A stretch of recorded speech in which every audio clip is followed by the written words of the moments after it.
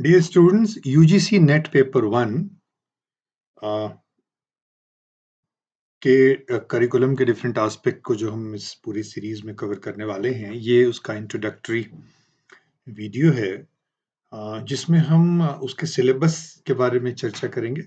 हालांकि मुझे पता है आप में से सब लोगों ने वो सिलेबस डाउनलोड कर लिया है और आपने आई एम श्योर कि ठीक से उसको देख लिया होगा, बट स्टिल आई बिलीव कि हम इसको थोड़ा सा समझते हैं ताकि इसको प्रॉपर कॉन्टेक्स्ट में हम रख सकें। और इस पूरे कोर्स के दौरान जो लगभग आपके कोई 15-20 दिन आई होप कि मैं आपके साथ रेगुलर इंटरेक्शन में रहूंगा इस पेपर के लिए, तो उसमें फिर मेरी खुद से क्या उम्मीदें हैं और आपसे क्या उम्मीदें हैं वो भी क्लियर कर दें हम इस वीडियो में। उसी हिसाब से फिर हम आगे बढ़ेंगे।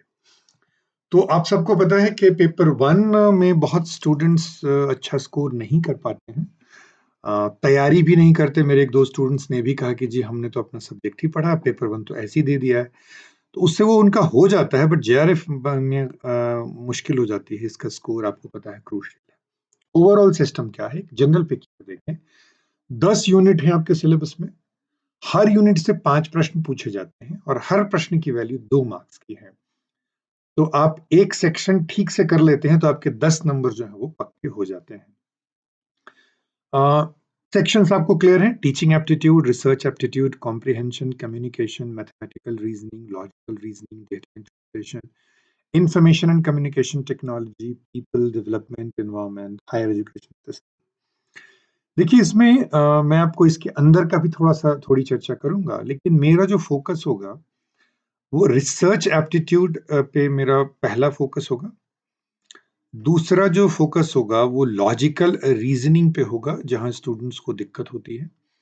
ये दो मैं प्रायोरिटी से करूंगा। उसके अलावा टीचिंग एप्टीट्यूड ऑलरेडी हम जो बीएड के first second third fourth semester में अलग अलग टॉपिक्स करते हैं, तो मैं क्या करने वाला हूं कि उन्हीं टॉपिक्स को जो मैंने क्लास के लिए वीडियोस बनाए हैं उसके लिंक जो है वो इस ग्रुप में शेयर करूंगा।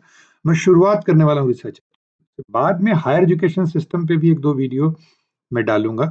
बल्कि वो वीडियो मैं शायद रिसर्च एप्टीट्यूड कराते हुए बीच में ही डालूं, क्योंकि उसमें वो समझने वाला कुछ नहीं है, याद रखने वाला है। रिसर्च एप्टीट्यूड समझने वाला है, हायर एजुकेशन सिस्टम याद रखने वाला है, तो उसमें आपको ज्यादा समय चाहिए होगा। तो उसके भी वीडियो में एक दो डालूंगा और बेसिकली उसमें मैं ये हाईलाइट करूंगा कि आपको तैयारी करनी कहाँ से है। और उसके बाद फिर कम्युनिकेशन पे मैं फोकस करूंगा और उसके बाद पीपल डेवलपमेंट एनवायरमेंट।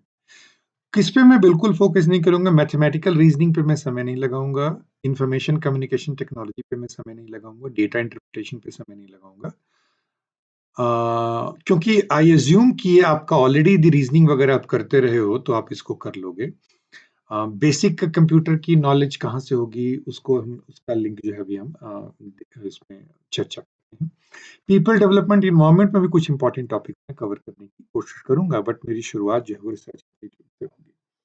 देखिए टीचिंग एप्टीट्यूड में जैसा आप देख रहे हैं कि जो लेवल्स है टीचिंग के, लर्नर कैरेक्टरिस्टिक्स जो हैं, जो फैक्टर हैं या जो डिफरेंट कंटेम्प्रेरी चीज़ें चल रही है, स्वयं प्रभा या मूक्स, आप में से अधिकतर लोगों को पता होगा, मैसिव ओपन ऑनलाइन कोर्सेज जो अलग अलग प्लेटफॉर्म्स पे चल रही हैं। टीचिंग सपोर्ट सिस्टम जो है, जो इवेल्युएशन है, इवेल्युएशन ऑलरेडी बीएड में सेकेंड सेमेस्टर पेपर 7 में डिटेल कवर हुआ है, तो फंडामेंटल्स तो आपको वहां से मिल जाएंगे। लेकिन हायर एजुकेशन सिस्टम में क्या चीजें चल रही है, थोड़ा सा हम उसके बारे में चर्चा करेंगे। रिसर्च एप्टीट्यूड जैसा मैंने कहा कि मैं बहुत डिटेल कराऊंगा। शुरू के जो मेरे वीडियोस होंगे मीनिंग टाइप कैरेक्टरिस्टिक्स पे होगा, और उसके बाद हम जो पॉजिटिविज्म एंड पोस्ट पॉजिटिविज्म आपके सिलेबस में है, बेसिकली इसको, इसके लिए जो ओवरऑल टर्म है वो है रिसर्च पैराडाइम।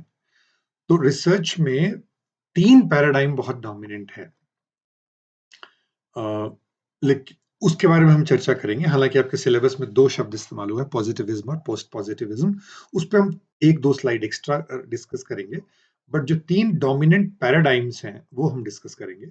और उसी में हम ये चर्चा करेंगे कि बहुत सारे टर्म्स पे क्वेश्चन आता है, 1-2 बार मैंने नेट में देखा हुआ है, जैसे ontology, epistemology, method, methodology, technique, ये सारे शब्दों में क्या अंतर है, क्या आपस में रिश्ता है, वो हम पैराडाइम्स के कॉन्टेक्स्ट में समझेंगे। अब ये जो methods of research, experimental, descriptive, historical, qualitative, quantitative, अब ये बहुत डिबेटेबल है कि ये मेथड है कि टाइप है कि अप्रोच है कि पैराडाइम है, ये बहुत कंफ्यूजिंग है। तो थोड़ा-थोड़ा हम इनको experimental research, experimental method, experimental approach, experimental design, हर कॉन्टेक्स्ट से थोड़ा बहुत समझने की कोशिश करेंगे। टाइप्स ऑफ रिसर्च डिस्कस करेंगे, आर्टिकल राइटिंग के जो फंडामेंटल्स हैं, formats and styles of writing उसके बारे में चर्चा करेंगे, application of ICT in research, research ethics, इसमें कई चीजें नहीं डाली उन्होंने जिससे कि क्वेश्चन पूछे जाते हैं, हम वो भी करेंगे, जैसे सैम्पलिंग नहीं लिखी है, हाइपोथेसिस के बारे में नहीं लिखा है, डेटा कलेक्शन टूल्स के बारे में नहीं लिखा है, स्टैटिस्टिकल एनालिसिस के बारे में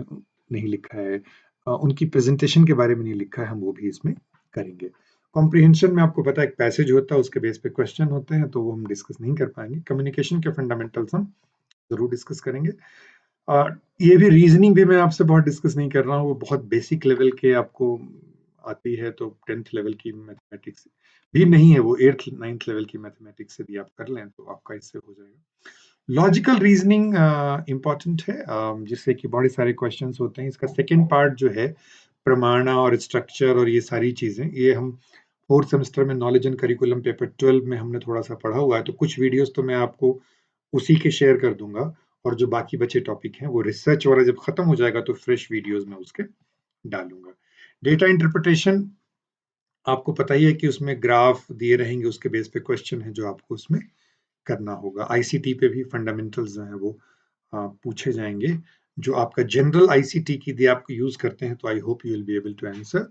इन द मीनवाइल मैं आप में से भी कुछ लोगों को यदि इस पे कोई क्वेश्चन बैंक वगैरह मिलता है तो आपसे रिक्वेस्ट करूंगा कि वो ग्रुप में डालें ताकि सबको उसका फायदा मिले।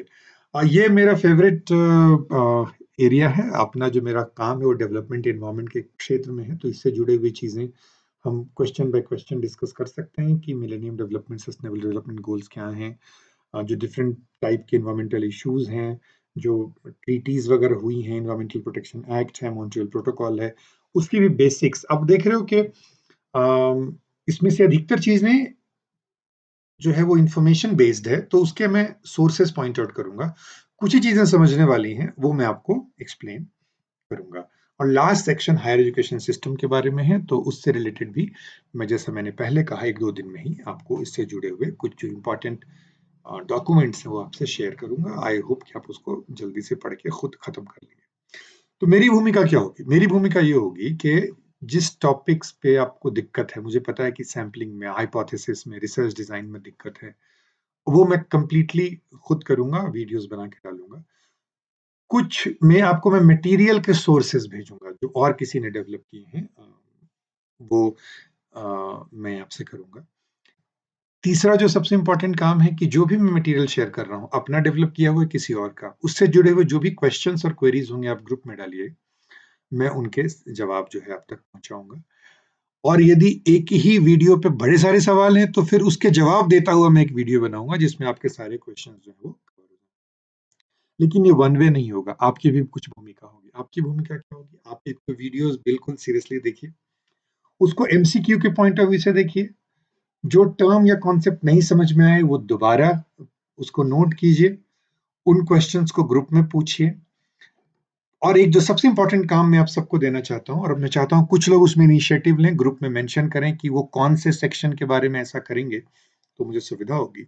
उसमें आप क्या करो, जैसे सपोज करो आज मैंने पढ़ाया सैम्पलिंग, तो आप में से एक व्यक्ति क्या करेगा कि पिछले 4-5 साल के सारे पेपर्स देखेगा, सैम्पलिंग से जुड़े हुए क्वेश्चंस को इकट्ठा करेगा और ये बताएगा कि आपने जो वीडियो दिया है सैम्पलिंग पे, उस पे ये जो 20 क्वेश्चंस पूछे गए हैं, उसमें से 18 के आंसर तो उसी वीडियो में है, मुझे मिल गए, लेकिन ये 2 के नहीं मिले। तो आप वो क्वेश्चन मुझसे कीजिएगा। तो जो भी मैं कवर करूँ या जो भी मटेरियल शेयर करूँ, उस मटेरियल को पढ़ने, सुनने, समझने के बाद भी कोई क्वेश्चन का आंसर नहीं दे पा रहे हैं आप, तो वो आप ग्रुप में पूछेंगे, ये आपकी इंपॉर्टेंट भूमिका होगी। और जो सेक्शंस मैं कवर नहीं कर पा रहा हूँ डायरेक्टली, क्योंकि टाइम अब हमारे पास 20-1 दिन है हार्डली, है ना? 20 से 25 दिन है हार्डली। तो वो आपको कोई बढ़िया मटेरियल मिलता है, वो भी ग्रुप में आप शेयर करें ताकि सबको उसका फ़ायदा हो।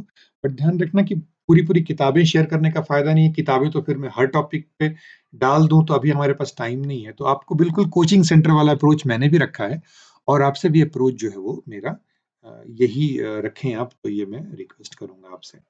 तो मुख्य बातें मैंने क्या कही कि हम इस पूरी सीरीज में जो 20-25 दिन हम चलाने वाले हैं, डीपर डिस्कशन नहीं करेंगे।